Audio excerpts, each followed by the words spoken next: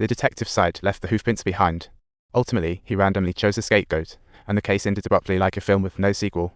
But in the days that followed, the detective continued to keep an eye on Edward, and soon after, Edward bought an old theatre, giving the previous staff the boot to prepare for a grand reopening. The detective knew Edward wouldn't back down, lurking in shadows like a sleuth. This time, his act switched from magic to eerie spirit communication. Edward reached for a prop, and suddenly a wave of colourless heat rose up, capturing the audience's attention like a heated argument at Thanksgiving dinner. As the transparent smoke continued to swirl, an unknown spirit finally materialized before the crowd. Faced with the audience's questions, the spirit looked about as lost as a tourist in a foreign country. As the audience kept throwing questions, Edward slowly made the spirit vanish. After the thrilling performance, a crowd still flocked to the theatre's back door, hoping. They seemed convinced this wasn't a scam, and with the apparition of the deceased, Edward attracted an even more passionate following, much like fans chasing after their favorite celebrity. People yearned to see their departed loved ones, and even some churches began praising Edward. The prince was furious about this and ordered the detective to uncover Edward's tricks, planning to arrest him on fraud charges. A fresh wave of chaos was brewing. To crack Edward's spirit communication secrets, the detective gathered all available magicians, but the results were disappointing, like flushing a precious script down the toilet. He sent minions to sneak into the theatre at midnight for inside clues. However, they were quickly tossed out by Edward's assistants. To prove his spirit communication, Edward even had a little boy wander around the theatre, but the kid found nothing. This further baffled the detective. Exhausted, he finally took Edward to the station to press him, but Edward remained silent like a ghost in a pocket. Outside, a crowd of Edward's supporters packed the street. The detective kindly advised Edward that his actions would land him in jail for fraud. If the supporters stormed, his charges would worsen. Unexpectedly, Edward leapt up and ran to the balcony. What a twist. I can't bring back your lost loved ones, and I can't receive messages from others either. I gave you false hope, and my nightmare is just here to haunt you. After hearing Edward's explanation, the supporters slowly left the police station. Clearly, his words had struck a chord. The detective released Edward, lacking cause to detain him, seemingly uninterested in further confrontation. But the prince exploded in rage when he found out, thinking the detective couldn't handle small matters, so he disguised himself to visit the theatre.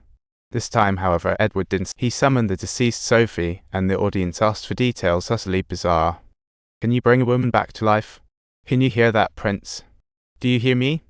As Sophie's figure began to fade away, the audience's emotions soared, and they couldn't help but think of the prince, especially since rumors claimed he had killed a maid. Now it seemed Sophie's death was also somehow tied to him. Loyal supporters even sought out the detective, questioning his investigation's authenticity akin to the Weinstein scandal.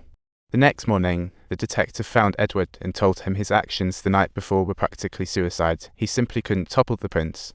Surely the apple doesn't fall. He hoped Edward would value life and not persist in error. The detective admired him too much to arrest him personally. That night, he gathered everyone. If Edward badmouthed the prince again, he'd act himself. Clearly, Edward ignored the warning and summoned Sophie. When Sophie faced questions, she claimed she died wearing a necklace, but now, in a flash outfit, it's gone, sparking chaos. To maintain order, the detective acted swiftly, ordering his men to calm the audience. He then took the stage to announce the arrest of Edward on charges of threatening national security, while Sophie's image faded into the background. As Sophie finally vanished, the detective felt an overwhelming urge to arrest Edward. The audience grew tense as Edward approached the stage, his spectral figure even passing through the guards' swords. He then took a deep bow to the crowd. Slowly his body began to evaporate, as if the very air didn't want to contest with him. The excited detective turned to Edward's assistants, but no one had any clue what just happened. The detective hastily headed to Edward's residence. At Edward's desk, he stumbled upon a necklace design, and suddenly, light bulbs went off in his head, and he dashed off to the prince's castle, where he found a necklace in the haystack, the very one Sophie had lost, alongside a green gemstone, the very highlight that had flashed by. He had the butler bring the prince's sword, and sure enough, that green gemstone fit the sword's missing piece like a jigsaw puzzle. Nearby lay a ruby discovered by a doctor. The detective worked all night drafting a letter to the king, detailing the prince's plot for treason.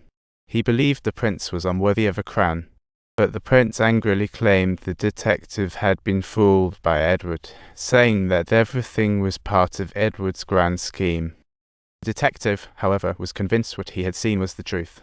The furious prince drew a handgun, and at that moment, the king's guard arrived on scene. As the girl's knocking echoed, the prince realized the consequences of his treason and ultimately pointed the gun at himself, pulling the trigger with a final bang. After questioning, the detective proved his innocence and successfully took down the prince, whose body scattered like fireworks. And in the end, the detective was promoted to chief of police, secretly grateful for his luck, dropping the valuable necklace into his pocket as he strolled through the streets.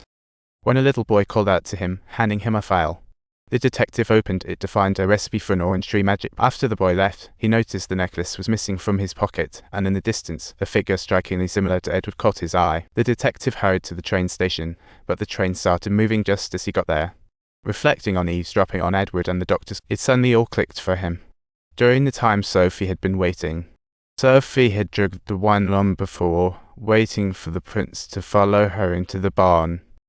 After the prince was knocked out, Sophie staged the scene to look like the prince had committed murder and tossed her necklace into the barn, then played the injured party to it. The detective suddenly felt enlightened, the fog lifted, and the truth slowly emerged.